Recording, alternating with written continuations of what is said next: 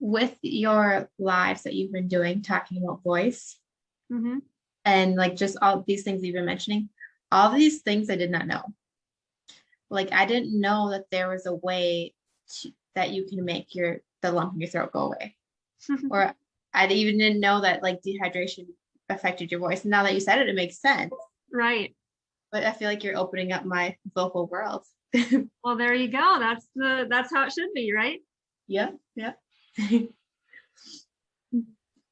All right. Well, we are going to get started with who's here. I'm super excited for this, and we'll see if other people pop in. That's cool. If not, if you're watching the replay, that is awesome too. I hope you are able to learn and grow from this experience and move forward and take next steps, whatever that looks like for you. So today we're going to start with a couple basic vocal warm-ups / ways that you can warm up your voice for singing or for speaking, whichever is more applicable to your situation. That works for you.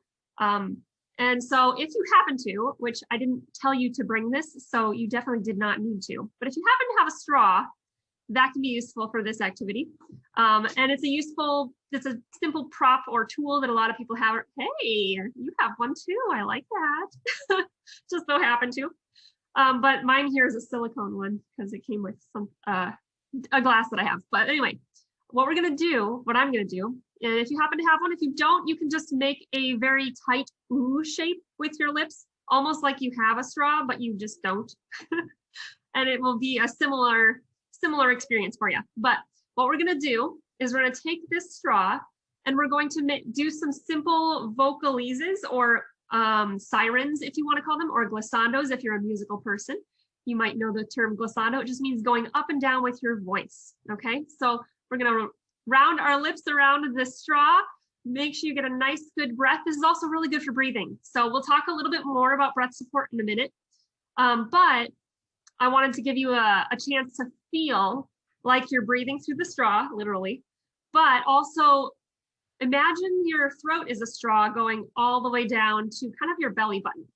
We'll explain a little bit more of the science later, but just imagine that feeling, and you want to fill all the way down to a lower abdomen area, okay?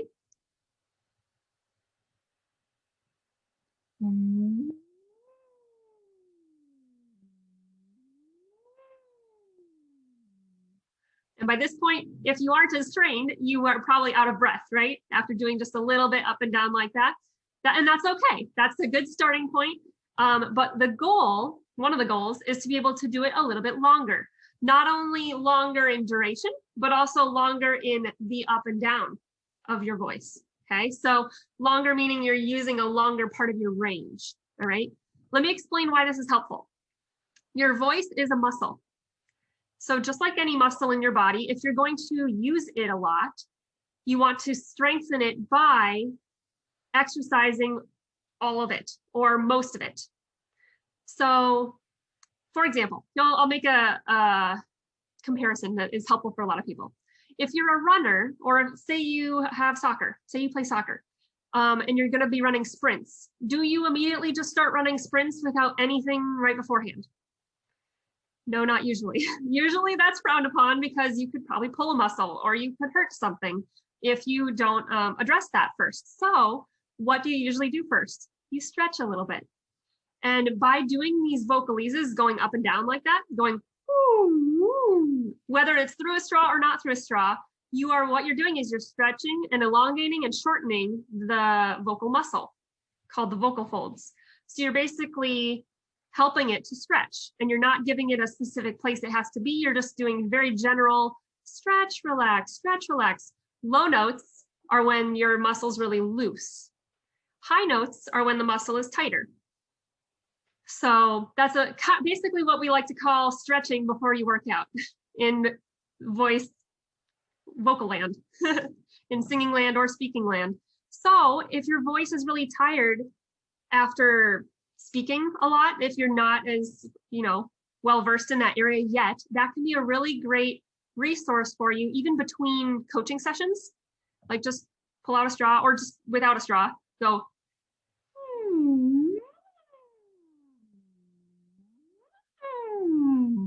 because that is almost like a little reset for your voice.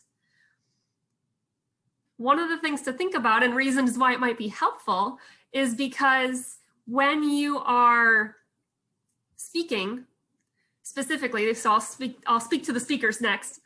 If you're a speaker, you typically speak in a specific part of your voice almost exclusively. So what I mean by that is you use a certain part of your voice most of the time while you're talking. You don't go super high, you don't go super low, you just stay in this one little spot, right? Most of us do that. That's habit. That's how we've just kind of done things. So another way that you can help your voice feel less tired is by varying the pitches that you talk at. So say I'm talking at this kind of pitch right here and I sound like this and then this. If I were to change that pitch, I would go up here a little bit and then I might go down here a little bit, right? So it's a little bit, and it might feel funny at first because you're so used to speaking in this sort of specific place that it might feel really weird to start talking up here a little bit for a few minutes. But it can also be a really great rest for your voice in that specific way. So if your voice is really tired in the specific place that you typically speak at, giving it a little bit above where you typically speak or going a little bit below where you typically speak can be really helpful as another little reset in between coaching calls, or even just when you are in a call and you realize, wow, I feel my voice feels really tired. Like, what's something I can do immediately right now? Well, just ask a question and speak a little bit higher for once, and then go back down to where you were before. That's a great little tiny tool that you can use to help yourself in that situation. So now I will speak to the singers just a little bit, okay? Another way that you can help your voice if your voice is really tired, and this actually goes for speakers too, but I'll just speak to the singers because it's a little bit more applicable for singers most of the time, not 100% of the time. But singers who don't support their voice with breath really struggle with vocal fatigue. And this can be true for speakers too. So don't like rule yourself out if you're not really a singer and you mostly are here for speaking, because this can be helpful for everybody. But if we were to speak, I'll do a little bit of example. If I was to sing without supporting my breath, here's an example of me singing with breath support. I might sing like this, and it sounds really nice, and the tone is clear. But if I'm singing with breath leaking through my vocal folds more than maybe it should, then I run out of air more quickly, and that can be more tiring on my voice muscles, my vocal folds. So it might sound like this, and I have to take a breath more often because that's just what's happening because I run out much quicker. So you can kind of hear that difference a little bit. Same thing with speaking, actually. So right now I'm speaking with a lot of breath support, energy through the voice. But if I start speaking with a little bit more breath coming through, it maybe sounds sort of nice sometimes, but it's really hard to keep up that kind of speaking because my breath, I need to breathe a lot more often. My voice gets more tired, even if I'm going up higher or down lower. So you can kind of hear, I'm exaggerating it, obviously. So even if you notice tendencies in yourself, I'm exaggerating it a lot. So you might not say, oh, do I really sound like that when I'm singing or when I'm speaking? No, not necessarily, but I exaggerate it so that hopefully you can hear kind of the differences there. Does that make sense? I'm seeing some nods. That's wonderful. Any questions so far on the things that I've shared? Go ahead, Keisha. I guess I didn't have a question, but a comment that when you're talking about like the air slipping through and having to take more breaths, I actually see that with my 3-year-old who was working on speech too. Definitely. You can notice it once your ears are aware of the options, then you can really start noticing it in a lot of people around you. Oh, cool. Yeah. Did you have a question, Rachel? Maybe not. Oh, sorry, I was talking to my family is shouting down from the downstairs. That's all right. I'm like, I'm on a call. Well, I was just wondering, I was gonna put it in the chat, but then I was like, probably I should ask verbally so that anyone watching after this could have it. But Yes. now I kind of forgot what I was gonna say. That's all right. You can do the little raised hand feature in the reactions. You know how you If I remember. if you remember it, yeah. Yeah, I had a good question, but now I can't remember. That's all right. But I will. Yay, awesome. Oh, I know one. Yes. So the vocal, I guess when I think of my vocal muscles, I think internally, but my neck gets tired. Yes. And this area under here yes. gets very fatigued when if I'm tired or if I'm talking too long. Yes. So I just wanted to, I guess, ask if that's kind of the normal, like these are included in your vocal muscles on the outside. Yeah, and that's a great question. So yes, your vocal folds themselves are what actually produce the sound. So they are doing this basically only much, much faster. They're hitting each other, and that's how you create separate sounds.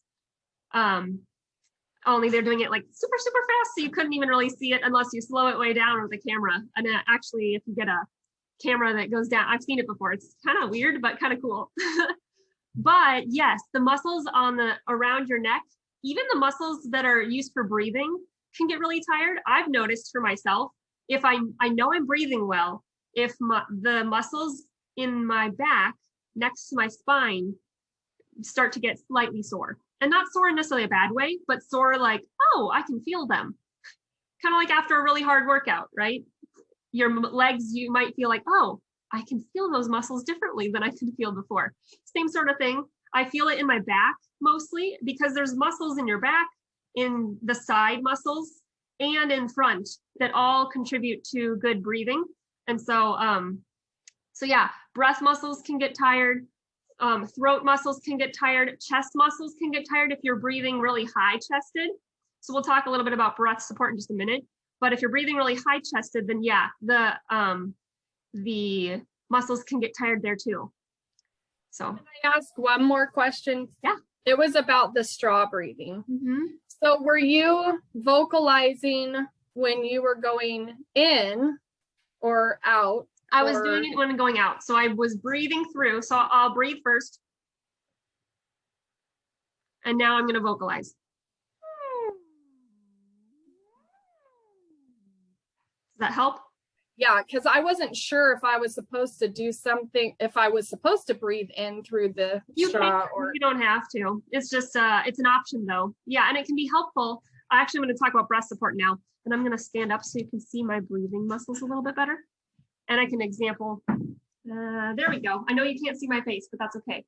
So for breathing, there's two different ways that we think about breathing. If we breathe high chested, it's going to look more like this. Try that briefly. Do a high chested breath where you can feel your chest move up and down. Does that breath feel very satisfying? No. Now put your hands down here, kind of by your belly button, and you'll feel your body actually move out and expand this way. And I'll explain why in a second.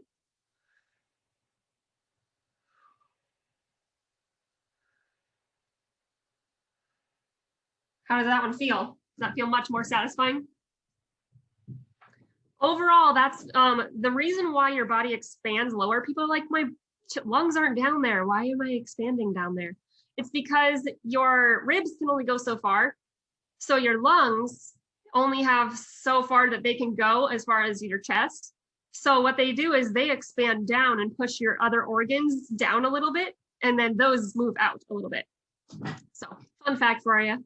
But that's why you will feel expansion out lower than you think you're going to, even though your lungs are way up in your chest. So when you are breathing, think that low breath, feel like you have a straw going all the way down to your stomach. That's kind of the sensation that I imagine when I'm imagining breathing low, and see how that impacts your breathing as far as breath support for your singing or for your speaking. And then see if you can use that breath to then fuel the sound. Because if you're not breathing, you can't sing and you can't speak. You would kind of sound like this and it wouldn't sound like actual sound.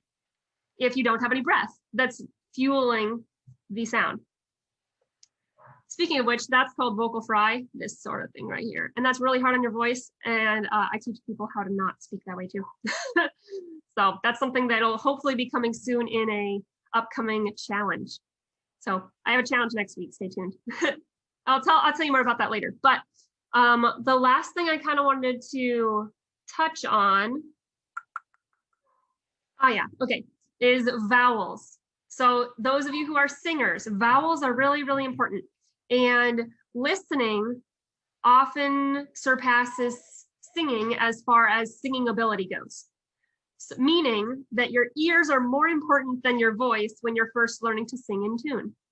So if you're hearing a song and you're singing along, but you're not really listening for the pitches, then you might be singing not exactly like the song. And other people might go, that doesn't sound right. Because they're listening, they're paying attention to what the sound is and what sound you're making, and that they don't match. So if you're wondering, I feel like I want to be a good singer, but I'm not a good singer, and I feel like I'm tone deaf or something, and I just can't sing. Like, can you help me with that? The answer is yes, because I do a lot of ear training almost first before I focus more on voice training. It goes both. You have to do both kind of at the same time. But the focus then becomes training your ear and your voice in combination.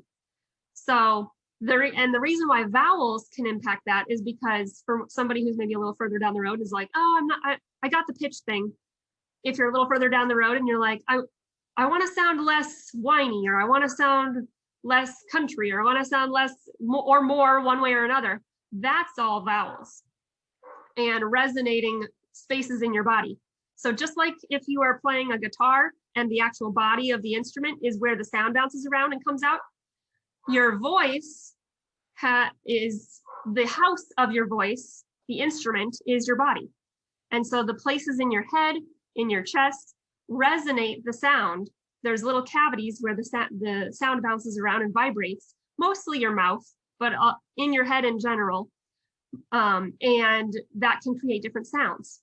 So I can sing really nasally and I can sound all like this. Or I can sound a little bit taller and bigger and wider. All because of different places I'm resonating or sending the sound. So it sounds kind of ethereal and out there to a lot of people, but in a way, it's very body, very, very physical. And when I coach people, I use a lot of imagery and imagination and ideas, concepts that you think about in order to help you accomplish getting those different types of sound. So vowels have a lot to do with that. Any questions about that?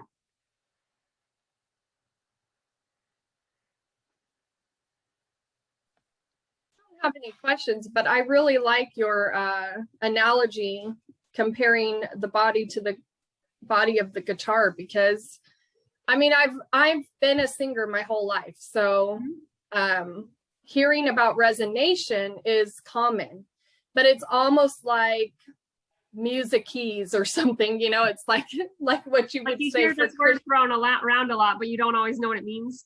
Yeah, it's like there's a good explanation, but having a visual representation and a comparison like that really has just already opened my mind a bit to understanding what's happening. I ran out of breath.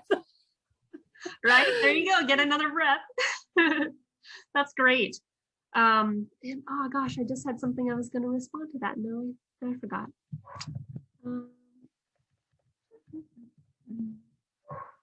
Maybe I'll come back to you later. But I wanted to take a couple minutes. If anybody who is here live would like a couple minutes of like coaching.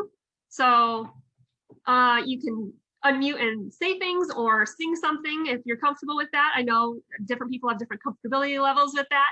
So it's really up to you. But that way you can kind of see what it would be like to get some feedback and play around with your voice a little bit. I'm very playful in how I do things because for two reasons. One, like I said before about the imagery and thinking of concepts and using your imagination to help you find different resonation places. And also to start feeling physically the places in your body, because so many of us are very disconnected from our body.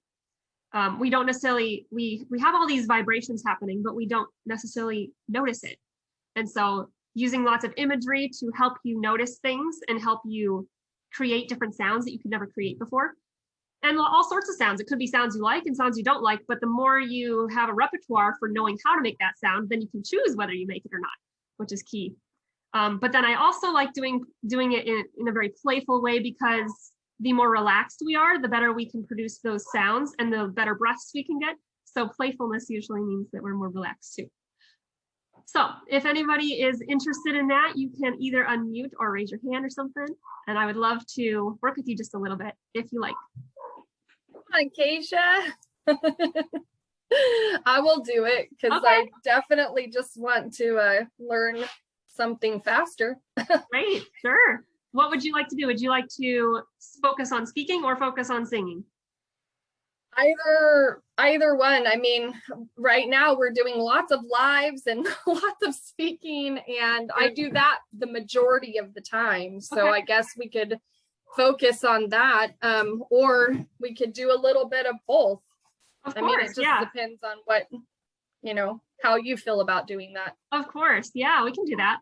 One of the things that I like to start with when we focus on speaking is trying to find what's called your resonant resting tone, basically, or your most optimal speaking tone. And that's kind of what I referred to earlier is, you're the place you always speak. Sometimes people don't speak in the most optimal place for their voice and for their muscle and how it's made, and other people do. So part of what can be helpful is being able to find that optimal space and then use it more often. So some people use it all the time, and that's great. And then you want to go higher and lower to give it some versatility. But then other people maybe don't, and it's something new that they're having to work through and grow in. So Rachel, what I would like you to do is I'd like you to do a couple, what we did at the beginning, sirens. Just go,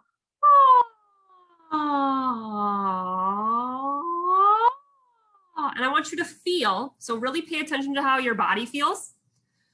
And you don't have to go as long as I went. You can stop and take a breath if that's what you need to do. But get a low breath. And then I want you to feel where you feel the most vibrations in your throat. In this area? Yeah. Okay. Where in your range? So when you're doing that, where do you feel it resonate or vibrate the most? And stop there once you find it. So you might have to do it a few times. This is awkward.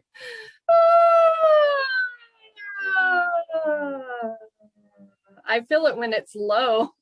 Sure. That it's more seems natural. too low. And you don't want to feel it super duper low. So kind of feel it when it's in your chin. Okay.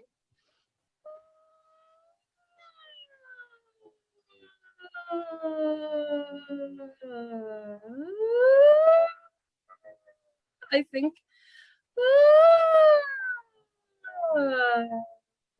right about there. I don't know. It's difficult to It is figure it really out. challenging. It's not something that everybody gets the first time. Right there. So say something in that pitch. Can't talk like that. That's a little bit higher than your resonant pitch. Basically, it's a very small range, so it's not going to be exactly one pitch because then we sound like a robot. It's going to be a small range, and it's going to be it might be a little bit higher than we think it's going to be, simply because our culture has kind of programmed us to talk like this a lot, and a lot of people talk like this, where they just kind of almost like that's reserved talking, like to be more reserved. Yeah, and it's not that you always have to do it one way or another way, but as far as vocal health goes, giving it your voice a little bit more options can be really healthy for it.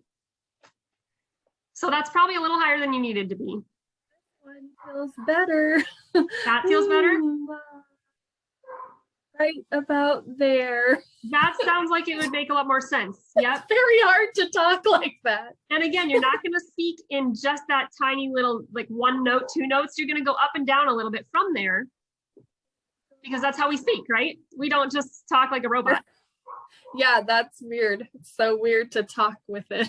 It is. It can be a very new sensation, but as you play with it a little bit more, it starts to feel a little more comfortable. And it can be really healthy for your voice to do that too. So there's a little snapshot for you. Try that in the next, week or two and see what you think. Okay.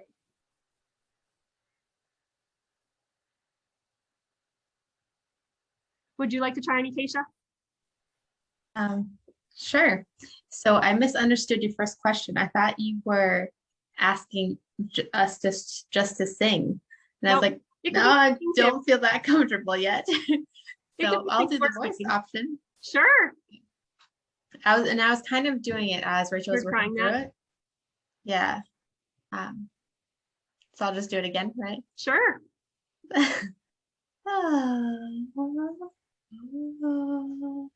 I feel like it's like a low one. It's lower than what I'd normally talk at. Like, That's actually higher than where you are speaking right now. is it? Mm-hmm. Yeah, like So it'd be a little bit higher. a little bit higher. Is Just that a little bit. just a little bit? And it's kind of hard to like switch there. Yeah. And it's because we have two different parts of our voice. We have our head voice and our chest voice. And the reason they're called that is because we feel our head voice mostly vibrate up here, and we feel our chest voice vibrate mostly down here. Your speaking range is usually going to be in the very bottom part of your head voice or the very top part of your chest voice. Okay. So judging on how you hear my voice, what would you say that I'm speaking at? Like my chest voice? I would say it's the chest voice. Yeah. And it's maybe a Okay. little bit lower than is optimal for your specific voice. Okay. And I also hear the breath kind of fall off at the ends of phrases. So for example, I hear you kind of drop the end off. Do you hear Right, it? So I did that just a little bit right there. Yeah, which is really interesting because with my 3-year-old, we are working with him because he drops the end off of all of his words. But they said because it's his jaw not closing all the way also, but maybe it's also just some kind of like speech pattern that we have going on as well. A little bit, yeah. But the reason I hear that, the reason I know that is because I hear a little bit of what we call vocal fry at the end, the feeling. Just a little bit, and it's usually the last part of of a sentence. So like where's like I'd be holding my breath?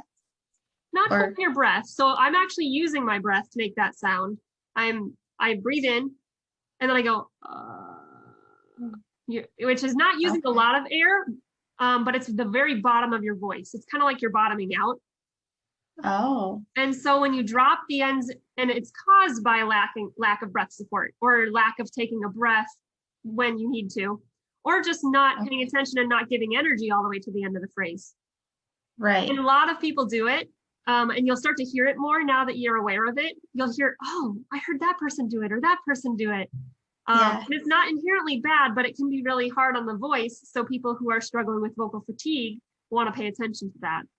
Okay, that's interesting. Yeah. I feel like my whole vocal world has been opening up the past week. Aw, So. that's wonderful.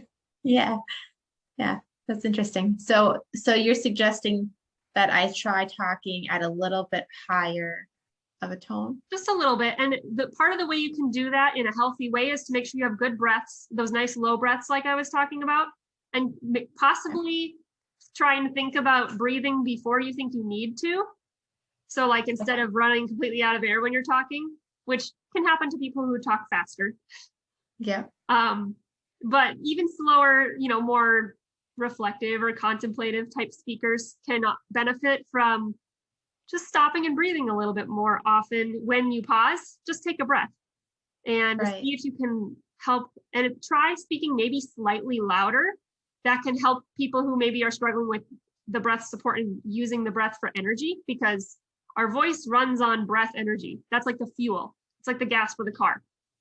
So if we don't have adequate breath support, then that's when we kind of fall off the ends of phrases, or when we are in a bottoming out sort of situation on our voice, like that. Okay. So your voice level, like the loudness level affects it. It can. Mostly I just encourage some of my quieter speakers to speak up just a little bit when they're practicing using the breath support, because it helps them with the mental image of having energy. So if they speak a little bit louder, then they can picture that breath energy moving through their voice a little bit more. It doesn't mean you have to speak loudly, because you can do it at a quiet, volume also. But it can be easier when you're first starting to use a slightly louder volume to help you. Okay. Does that make sense? Yeah. One last question. Do you have something that you'd recommend for like someone who's just starting out to practice having their voice at that level, or just like a little like steps that you do or something like that? Level meaning the optimal speaking pitch, like we talked about? Yeah. Yes. I guess for you specifically, or just think about speaking just a little bit higher as as you're going throughout your day. Obviously, it's not something that's natural. It's a habit that you're trying to change a little bit. So it's going to take time, and you're going to find yourself, back in your old patterns and go, oops, oh well, try again, or I'll try again. Right. So it's just something that's kind of a new habit that you're creating, and that can take time. And it's a mental game as much as it is a physical game, because to other people, they'll be like, oh, you sound different. Yeah. And you have to have the confidence in yourself to be able to build that forward and continue through that habit, even if you have comments from people, whether they're, tastefully given or not. Right. Okay, cool. Thank you. Yeah, so that's what I would recommend. And then just thinking about breathing a little bit more when you are speaking can help with that. So try and be a little more conscious about breathing a little bit more. Okay, awesome. Thank you. Sound good? Awesome. Yep. Well, okay, so here's our next steps for those of you who are watching live, and if you're watching the replay, here's a few options for you. I am doing a vocal challenge called Love Your Voice next week in a group that I have set up for this. So I'll give you the link for that in the chat here if you are interested in that. That's where I'll be hosting the Love Your Voice challenge. So you can jump in there and be part of the conversation if that's something that you're interested in. Here you go. There's the link for that. And then I also do individual coaching.